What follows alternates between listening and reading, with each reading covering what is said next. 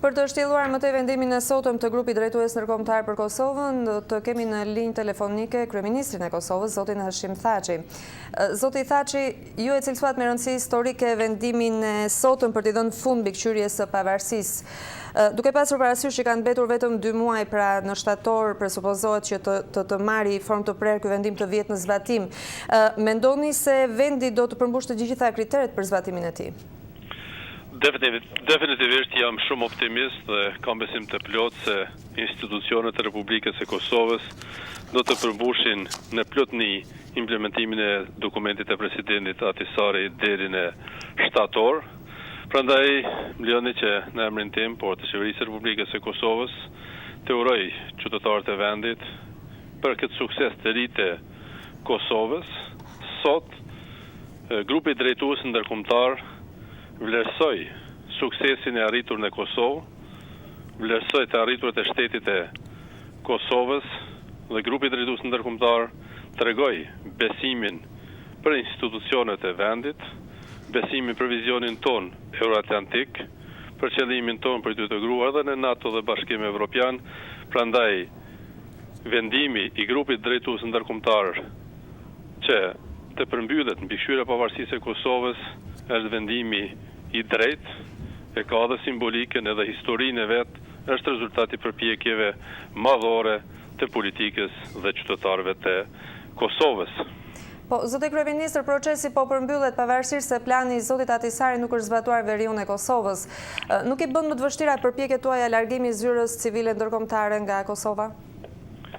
Mbështetja ndërkombëtare do të vazhdoj edhe në të ardhmen për Kosovën, do të kemi prezencën e NATO-s, ndërsa Kosova nga shtatori do të funksionoj plotësisht si një vend sovran, në përputhshmëri me kushtetutën dhe ligjet e veta, një kushtetutë që është shumë moderne dhe ligjet e standardeve evropiane.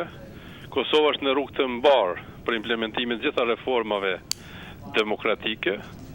Natyrisht se sot është hapur një kapitull i ri, duke vlerësuar suksesin e arritur në Kosovë, por në të njëjtën kohë edhe kapitulli sfidave të reja, ne sapo morëm edhe refusin për liberalizimin e vizave. Prandaj kemi bërë shumë, e di se duhet bëjmë edhe më tepër, por në përmbushjen e këtyre obligimeve, gjithë skena politike kosovare dhe qytetarët e Kosovës, pa dallim etnie, janë unik për konsolidimin dhe forcimin e shtetit dhe punën e përbashkët për integrime evropiane. Po, zoti Thaçi, në fakt situata në veriun e Kosovës, debatet rreth veriut janë ngjallur me ndryshimet politike që kanë ndodhur në Serbi. Si mendoni se mund pasqyrohet renditja e re politike serbe në zhvillimet e veriut të Kosovës? Kosova është unike, integriteti territorial i saj është i njohur ndërkombëtarisht. Tani shteti i Kosovës është njohur nga 91 shtete, do të kemi njohje të reja në të ardhmen. Kosova është vend sovran, nuk e përcakton të ardhmen e Kosovës asnjë vend fqinjë. Ne jemi përcaktuar për fqinjësi të mirë me të gjitha vendet e rajonit. Një fqinjësi të tillë duam që të kemi edhe me Serbinë. Tani kemi një refuzim nga Serbia për të ndërtuar fqinjësi të mirë sipas standardeve dhe modelit evropian me Republikën e Kosovës, por unë dua të jem optimist se gjërat do të ndryshojnë dhe edhe Serbia do ta njeh Republikën e Kosovës. Presidenti i ri dhe qeveria e re serbe është produkt i vullnetit të qytetarëve të Serbisë, prandaj ato vendime i takojnë Beogradit, por deklarimet e tyre për rikthim në gjendjen e mëhershme në Kosovë dhe vende tjetër rajonit janë klithma të së kaluarës, është një nostalgji e kaluarës, janë ëndra të këqija të cilat nuk do të realizohen as në Kosovë, as në rajon, sepse edhe Kosova, edhe gjithë rajoni janë të përcaktuar për frymën evropiane, për vizionin evropian. Gjithsesi, zoti kryeministër, a mund të jetë veriu pjesë e bisedimeve me Beogradin?